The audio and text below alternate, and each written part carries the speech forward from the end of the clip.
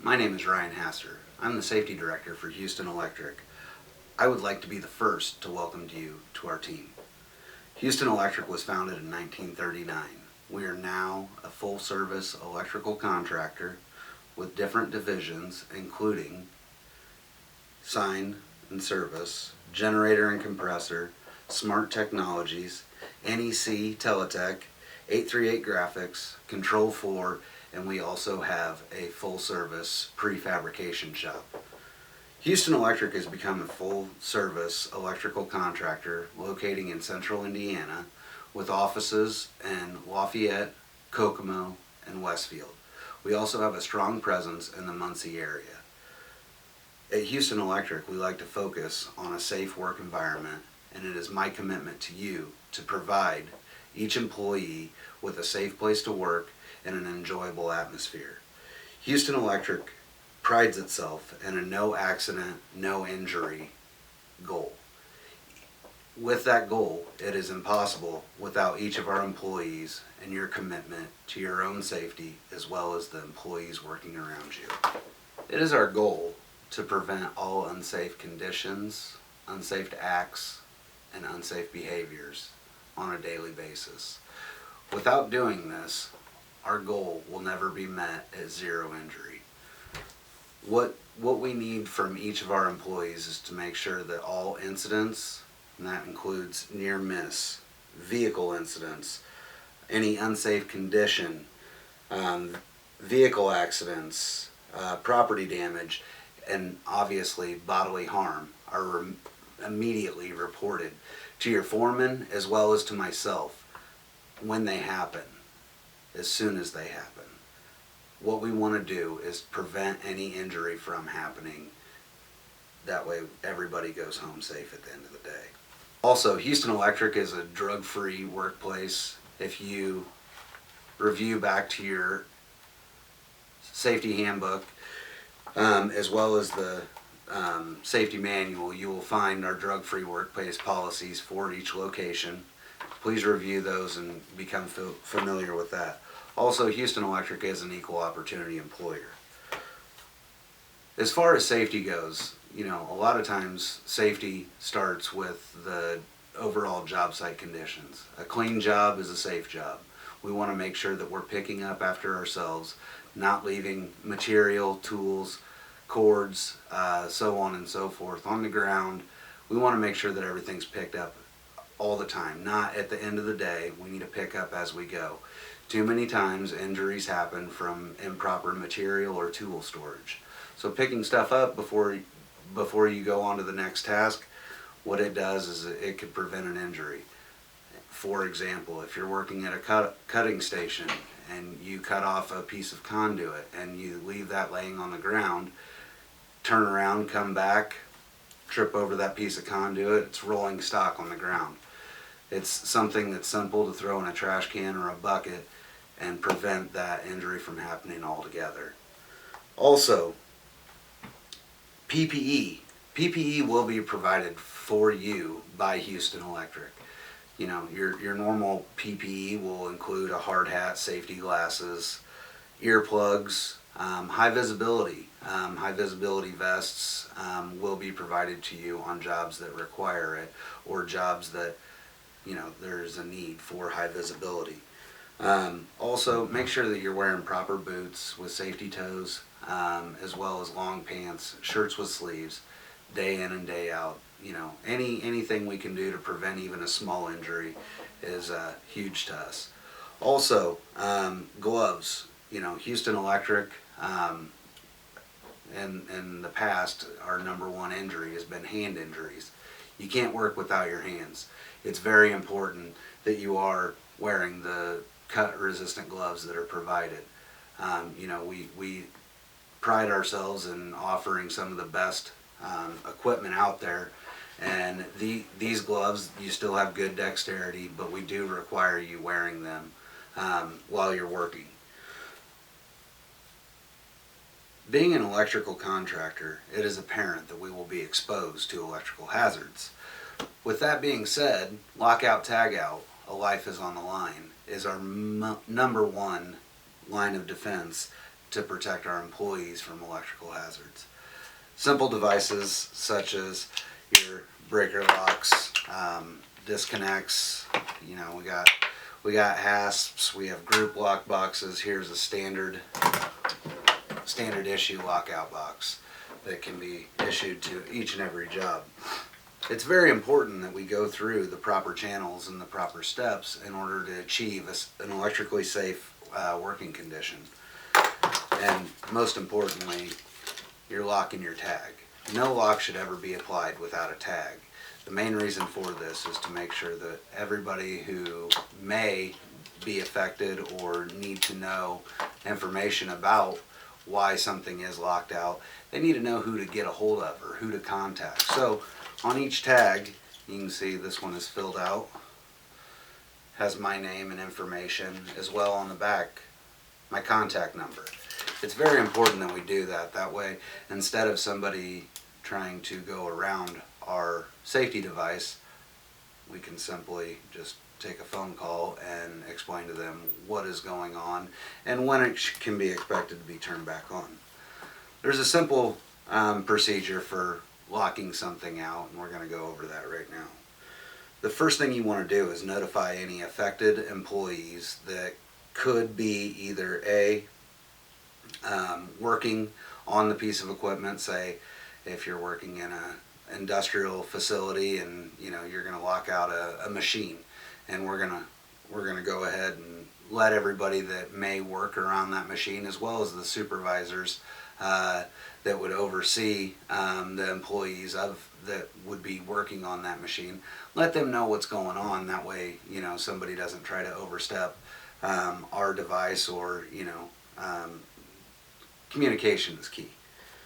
Next, we want to make sure that we shut off that piece of equipment, which really, there's a ton of different ways, and we need to make sure that we're doing our homework before we go to lock something out, and make sure that we know A, where it's fed from, and B, how the proper way to lock something out is. A lot of pieces of equipment and industrial facilities will have a lockout tag out procedure. We need to make sure that we follow those. That way we know we don't miss a step. Also, a lot of times there's not going to be a lockout procedure, and we have to make sure that we know exactly what we're doing. So you're going to want to shut off the breaker, the circuit, the disconnect, the operating controls, whatever the case may be for your particular piece of equipment or area that you're going to be working in and locking out. Next, we want to make sure that we disconnect and isolate all of those energy sources. This doesn't just include power. It can be gas, steam, pneumatics, springs, so on and so forth. So we need to make sure that we're looking at not just the power aspect, but also the other components that could play a part in this. Also, we want to inspect the machine for any stored energy. A lot of times we'll have to put ground straps or grounding on some electrical equipment, or cutouts. If we were pulling cutouts, obviously we would need to make sure that we isolate any overhead lines, which that would be a very rare case, but nonetheless. So we want to make sure that we are checking for any type of stored energy. Then we want to lock and tag. So lock and tag whichever device fits the equipment that we're working at, as well as if there's ball joints or something, or ball valves that need to be locked out as well. A lot of times we'll have multiple trades working in the same area or on the same piece of equipment, so we need to make sure that we're definitely in constant communication and work with the other trades to make sure that everybody is safe, not just us or not just them. We want everybody in the area that could be affected to be 100% confident in our lockout procedure.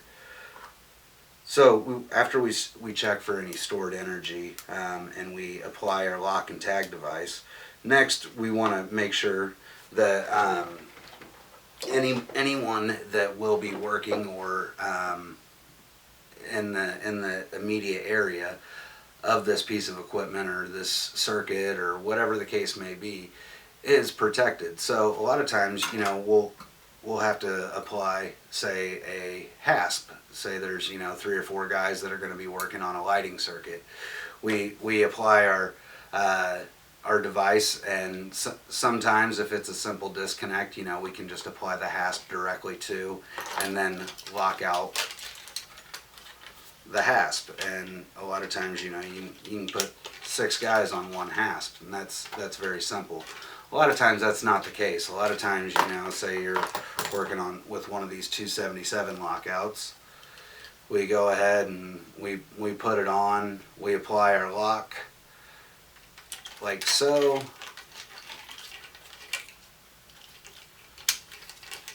Now this is locked out, but we still have 4 other people that need to be working on this as well. What we do then is we would pull the key out, and that we would have our lead, as we would call it, go ahead and take this key and insert their key into the lockout box. You close this up. Alright, so now this portion is locked out. This key that's actually in the panel will be locked up in this group lockout box. And then we would have the other employees, along with their own tag on their lock, that way we know whose it is, come through and apply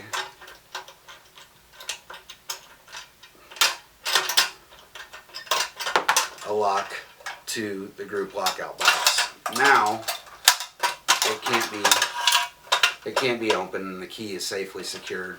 And then, before anything can be re-energized, every single person that was involved in this would have to remove their lock from the group lock box. So that's kind of how those work. Then from there, once we have our lock and our tag on, we're going to go through and test and try the circuit or the equipment that we're going to be working on. So if it was a piece of equipment, we would try to operate the controls.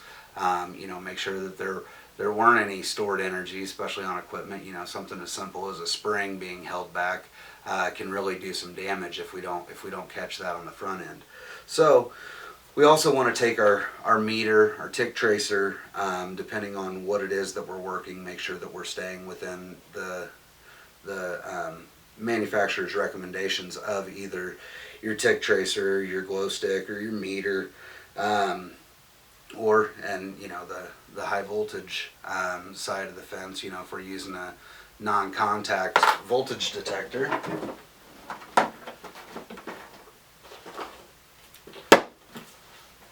Which you can see here, and these are pretty nice, because a lot of times, even if it's overhead, we have hot sticks and whatnot that you can attach this to, and you don't have to be anywhere close to the energized conductors or the conductors themselves, and be able to test and still be at a safe distance. Because until something is locked out, we still have to consider it as a live moving part or live electrical part. So there's always the arc as well as the shock hazards involved. At Huston and around everywhere nowadays, everybody needs to be following the NFPA 70E code book. And more or less what that means is no energized work is permitted without the proper channels. And we'll touch on that here in just a few. But back to the lockout. So once we test and try this piece of equipment or the breaker, we want to make sure that we turn everything back off in the off position, and then we can consider that an energized or a de-energized piece of equipment or breaker or circuit, and now it is safe to work. Alright, so then we do the work and we're ready to re-energize this piece of equipment. So what we want to do now is the release sequence for the lockout tagout. And it's more or less the same thing, only we're going to do it in reverse. First, we're going to want to inspect the piece of equipment, make sure there's no tools or ground straps left in. You know, we want to make sure that everything is removed. All the safeguards are back in place if we had to remove any of those. Also, we're going to want to make sure that before we decide to go any further, we need to make sure that we remove all the people that could be affected from the area. That way, in case something does go wrong, you know, we never want somebody to be in harm's way. After that, we're going to check the operator or the operation controls and make sure that they are still in the off position. From there, we're going to go ahead, remove our lock device.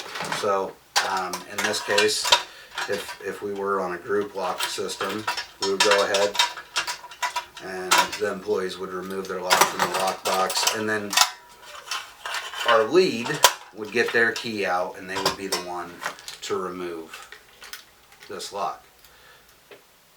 Alright, now we're going to talk about some arc flash gear. What I have in front of me here is a 40 cal suit, some 20 kVA gloves, as well as the face shield and balaclava that would go to a smaller, say 12 cal class 2 suit. This is a class 4 setup. And really the only time that we're really going to be using this on a normal level would be for testing and troubleshooting, as well as determining if something is de-energized.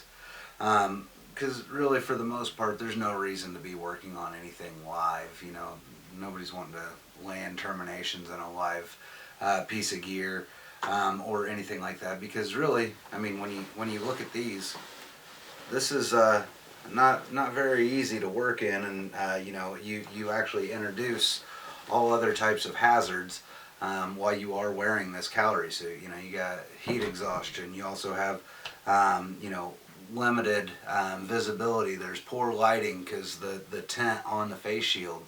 You know, you have poor dexterity with your gloves. Speaking of gloves, this is a set of 20 kVA gloves, as you can see on the label here. These are size 10, 20 kVA gloves. They were just dielectric tested August 26th. So, with that being said, I'm going to go ahead and put them in service. Open them up, take a quick visual inspection of these, make sure that there's no malfunctions, and you need to do this before each use. One other thing that you always want to do is a quick field test. Make sure that there's no air leaks or anything like that, because, you know, obviously electricity is always going to find the easiest path, and even a small puncture or even a weak part in the rubber, and it will find its way through the rubber. So making sure that you inspect these before each use is very important. Obviously, you know, you have your rubber glove, and these rubber gloves, like I said, were inspected August 26th, so they're good for 6 months from the date they're put in service. So 6 months from today, which before each use, obviously, you're going to want to take these rubber gloves out, do the visual inspection, and then obviously you're going to want to have the leather protectors over them at all times.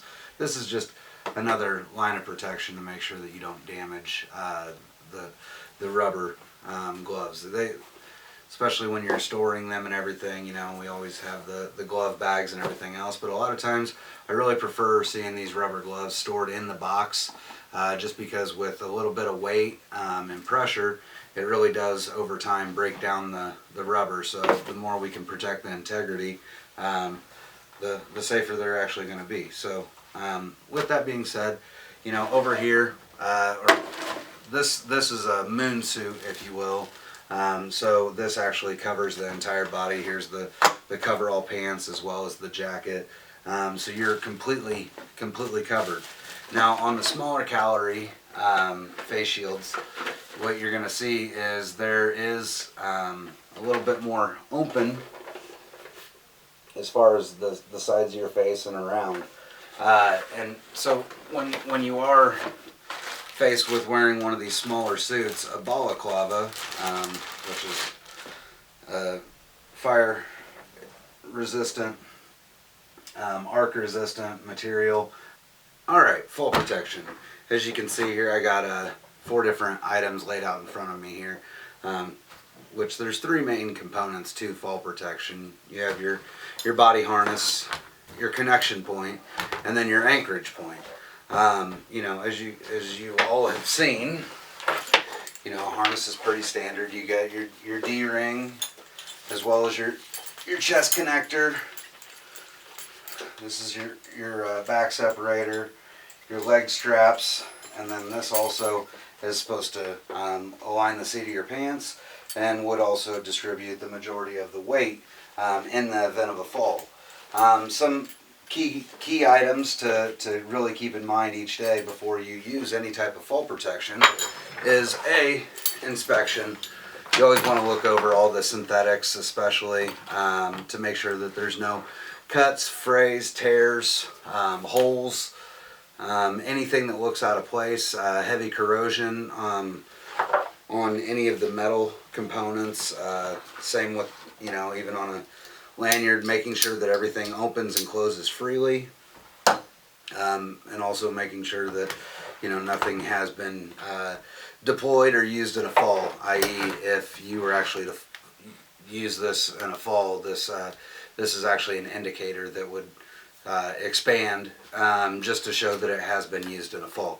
So when you are wearing your harness, you want to make sure that your D-ring is stationed in between your shoulder blades. Also from there, you want to make sure that your leg straps are firm when you are putting those on. You should be able to make a fist, and you shouldn't be able to fit that through your leg straps, but you should be able to make a flat, well, you should be able to slide your hand when it's flat in between. So making sure that this is in good shape and good working order before each use, and making sure that you wear it properly is the first start to keeping yourself in the event of a fall from hitting the ground. Next, you know, this is a standard 6-foot lanyard. A lot of people like using these mainly because they're easy. They've been around for a long time. There are some downsides, like for instance with this particular lanyard or any 6-foot lanyard, you're going to need from your anchorage point to the ground 17.5 feet of fall distance, and that's for a 6-foot tall person. Because when you are using this and you are in a fall, this shock absorber is going to expand to take some of the impact. So, and when it expands, this will expand it'll go from about 6 foot to 9.5 feet or so. So, you know, that does expand, whereas a retractable like this right here, it will stop you within 2 foot, as long as you're falling 4 feet a second or greater, which gravity takes care of. So, you know, say you are experiencing a fall, you're pulled out like this, it's going to lock directly in. So it's not going to let gravity kick in like a 6-foot lanyard would, because if you were tied off here and your D-ring's here, you're going to fall, and then even from there it's going to stretch out further. So in lifts or any type of scenario, for the most part, a retractable is definitely the way to go. It's a lot better technology because it is going to stop you instead of letting you free fall. Lastly, on fall protection, you know, this is just a beam strap or a cross arm strap. You can tie this around something structural and create an anchorage point. So you'd have it, say, like this, and you can attach your retractable to it. One of the main things is when you're picking out something as far as for an anchorage point, if you're working in a lift, obviously almost all lifts nowadays have engineered anchor points. Houston electric policy is both scissor and boom lifts, 100% fall protection. But with anchorage points, you know, making sure that you pick the right thing. You know, tying off to conduit and say a water line, stuff like that's not an acceptable anchorage point. With a 6 foot lanyard, your anchorage point has to be able to withstand, without failure, 5,000 pounds of direct force. So more or less, the pickup truck, full size pickup truck, you'd want to be able to make sure that your anchorage point would be able to hold a pickup truck upside down. Now, with the retractable, just because it is a little bit less impact, due to you're not going to have as much free fall. The actual anchorage point, it needs to be able to withstand 3,600 pounds of force. So it is a little bit less, which is another nice thing. But once again, 3,600 pounds of force, it still has to be something pretty much structural. If you need help determining what an adequate anchorage point on your job site is, get a hold of me. I'd be happy to help. On top of that, it's not just working in lifts where you're going to need fall protection. If you're going to be working on a roof, anywhere where you're going to be 6 feet above a lower surface. And when I say 6 feet, that means your feet are at 6 feet, and there's no other protection, i.e. a guardrail, or walls, so on and so forth. So if you're 6 feet from a leading edge, then we need to be using fall protection. Now, you can definitely install guardrails, or a lot of jobs will be installing guardrails. But as soon as they come down, if we're exposed to a fall, we need to be wearing the proper fall protection, or we need to make sure that we stay out of the area, and not just stay out of the area, but make sure everybody is aware what the hazard is. Also, if you're going to be working on ladders for an extended period of time, or if your ladder is going to be close to a leading edge where your fall could be greater than the fall from the ladder, so say you're working within a couple feet of a guardrail to the second, and you're on the second floor, we need to be using fall protection in those situations as well.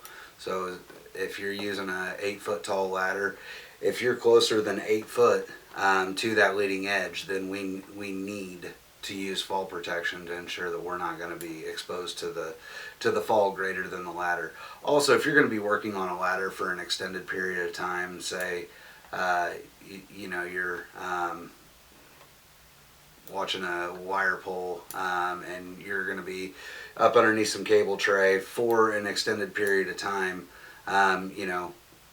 longer than 10 minutes, we probably need to be looking at fall protection in that scenario as well. Just in case something does happen, or you get a Charlie horse or something like that, we don't want to see anybody fall off of a ladder. And sometimes even if it's a short period of time and you're in an awkward situation, we never use the top 2 steps of a ladder. We never use a step ladder as an extension ladder, because when you start using tools outside of their recommended use, that's when people get hurt, accidents happen, so on and so forth. Also, extension ladders, they're great. They need to be used a lot more than they probably are. But when you are using an extension ladder, they have to be secured either at the top or bottom, preferably both. If you're using it to gain access somewhere, say you're putting it up against a building to get up on, say, the roof or a mezzanine, we need to make sure that ladder is extended up 36 inches above the landing surface. That way when you are climbing up, you have something to hold on to while you're transferring off the ladder. If you're transferring off, you definitely need to secure it at the top and bottom. It's just common sense safety. Excavation and trenching. First and foremost, call Indiana 811. Call before you dig, before we ever put a piece of equipment, be a trencher, mini excavator, into the ground. I know a lot of times we don't do the actual performance of the excavating ourselves. We subcontract it, or there's just another contractor doing it. But each contractor must call 811 and get a dig number before they dig. It's very important. It is the law. So we need to make sure that that is happening. And, if it's a long-term project and we're going to be there for a couple months, every 20 days we have to call and get that dig number renewed. Also, excavations. If anything that you're going to be entering is 4 feet or greater, it needs to be determined not to be a confined space. We need to make sure that that there is open air, there's no hazards or contaminated soils that are going to make it to where somebody may be either oxygen deficient, or there could be a sulfur gas of some sort that could hang out in this excavation. Also, if it's going to be 4 feet or greater, as a rule, we also need some sort of protective device, either benching and shoring, or benching and sloping, or we need to add shoring and by an engineer. A lot of times it's as simple as a trench box. This is definitely something that we don't want to mess around with. Excavations are very unpredictable. They need to be examined each day, and after each, say we have a rainstorm or something, they need to be the excavation permit and excavation checklist needs to be filled out. That is in your safety manual, and we need to make sure that we fill those out on a daily basis. It's very important. There's too many excavations accidents that happen every year, and 99% of the time they're completely avoidable. So before you get into an excavation, get with me. I'd love to take a look and make sure that we're doing this the best way possible. Something as simple as pulling the spoils back, making sure that all the spoils are kept at a minimum of 2 feet away from the excavation, or otherwise your excavation just keeps getting bigger and bigger. We need to make sure that happens on an everyday basis. Excavations are very dangerous. Also, confined space. The main thing is knowing what a confined space is, and knowing when not to get in one. The majority of the confined spaces that we see are manholes. Before you enter into any confined space, we need to do a confined space entry checklist, and then also, which is in your safety manual. And before entry, we have to have a 4-gas monitor. We have to have a retrieval system. And there's a couple other things that we need to do to make sure that we are keeping our employees protected. 99% of the time, or actually I think it's 80% of the time, when there is a confined space fatality, it's normally more than just one person, because human nature kicks in and people want to help when one person goes down, and then there ends up being more people that enter the confined space thinking they can get somebody out, and then they end up going down. Before we do any confined space entry, we will do on-site training, site-specific confined space training. Once again, before that happens, get with me. HAZCOM and GHS, the employee's right to know.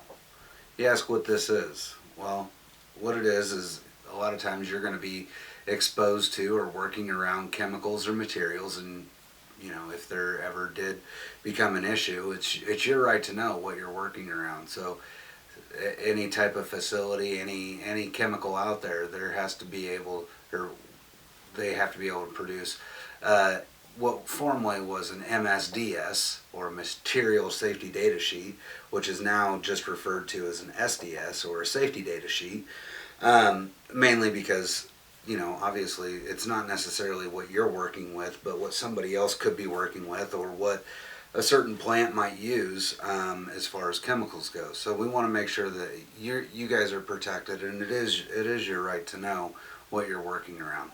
What the GHS is the Global Harmonized System. More or less what it did was it just standardized things, because a lot of times the chemicals that we work with nowadays aren't necessarily manufactured here in the United States. A lot of times they're imported in. So what it means now is all of the safety data sheets have the same 16-point format with different sections letting you know key information such as the identification and company info would be one section. The hazard identification would be another section. First aid measures. What happens if you do, come in contact, or say you were to ingest a certain chemical. What do you do? Also the stability and reactivity, as well as some other different information like disposal. So that's kind of what the GHS did. It just kind of standardized things and made it easier for the end user to actually know what to do in case of an emergency or in case of a situation. Also, one of the things that really applies to Huston Electric, as far as in the new SDS and instead of the MSDS, is the reason they dropped the material portion and just call it a safety data sheet is because of dust. You wonder why dust would apply to us? Well, grain facilities. They decided that they couldn't consider a byproduct such as grain dust an actual material because it is what it is. It's a byproduct. So they decided that since that is a hazard, and we work heavily in the grain industry, and there's a lot of flammability properties of grain dust, as well as it's very can be explosive. So it is good for all of you to know that if you ever are in contact with a chemical or something, and you would like to know what you're working around, let your foreman know. Nowadays with Google, it's very easy to search a product name as well as just put MSDS, and it will come up, and you will be able to easily cipher through what some of the properties and stabilities of this product is. Vehicle safety. Statistically, you're more likely to get hurt on your way to or from work in a vehicle accident than you are working in construction. With that being said, we realize that we have a lot of exposure on the road. That is why it is very important that all of our drivers are complying with our vehicle safety policy. And what this is it's once again is in your safety manual. What it means is until you fill out the vehicle safety policy and agree to abide by all of the rules in there, we ask that you do not drive a Huston-owned vehicle. It is important because, like I said, there are a lot of vehicle accidents that happen, and distracted driving is up tenfold what it used to be 5 years ago. We need to ensure that we're not becoming a liability to ourselves as well as the other motorists on the road. So, following some simple steps and keeping our vehicles in good working order. If there is an issue, once again, please report the unsafe conditions directly to me. And if you drive a vehicle on a daily basis, please make sure you know where your local service center in your area that is approved by Huston Electric is, to make sure that we are maintaining and keeping these vehicles safe and roadworthy. If you have any questions on vehicle safety, please do not hesitate to call me. Remember, always buckle up, never drink and drive, and always follow all state and federal postings to ensure that you're not becoming a liability out there on the road. In conclusion, I would really like to thank you for your time today watching this orientation video. It is very important to us to continue the training and the information. So we do conduct weekly toolbox talks. We do expect everybody to participate in, and we do regular training sessions. Certain items do take more training. For example, any bucket trucks, forklifts, aerial lifts, arc flash, NFPA 70E training. The list goes on. So we do offer many different training classes that you will have the opportunity to sign up for. We also would really like to thank you for your continued effort and support, and once again welcome you to the Huston Electric team. Thank you.